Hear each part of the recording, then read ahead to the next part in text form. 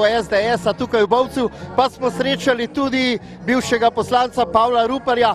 Pavel, prišel si v Narodni noši, najprej iskrene čestitke za to in povej, zakaj si se odločil za to. Hvala lepa.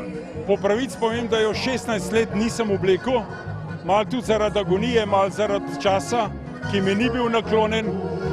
Zdaj pa zabije srce, začne v ritmu, starem ritmu in avtomatsko je šla iz omare ven in name. In jaz sem presrečen, da sem lahko danes pokazal domoljubje svoji družini, SDS družini, da sem še zmeraj tukaj, da smo še zmeraj tako, kot mora biti in da smo za Slovenijo. Veliko je bilo zdaj polemike o tem, da naši veleposlaniki oblačijo narodne noše in tako naprej. Povej, kakšno je tvoje mnenje o tem? Tudi to je podpora veleposlanikom, podpora vsem tistem, ki Slovenijo predstavljajo v tujini.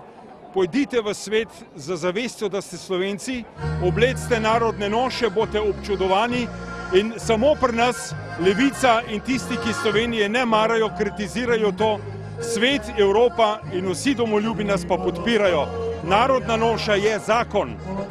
Poleg tega pa seveda podpiraš tudi ukinitev RTV naročnine. Tudi tvoja stran na Facebooku ima že blizu 10 000 svojih, bom rekel, všečkarjev in povej, kako bomo kdaj uspeli narediti referendum proti RTV prispevku.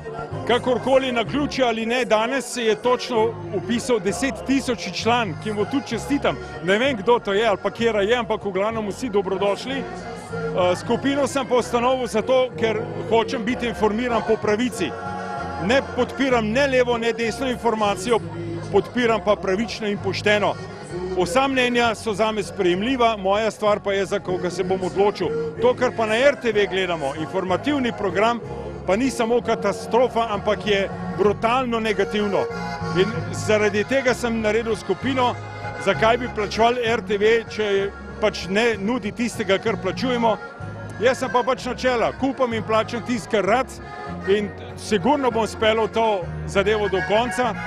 Začeli bomo septembra zbirati podpise, gremo na referendum. Referendum mora biti vsaj toliko uspešen, kot je bil neuspešen o vodah, s tem, da bomo ljudem povedali, zakaj se gre resnico, ne bomo jih pa nategnili tako, kot so jih levičari tam na zadnjem referendumu.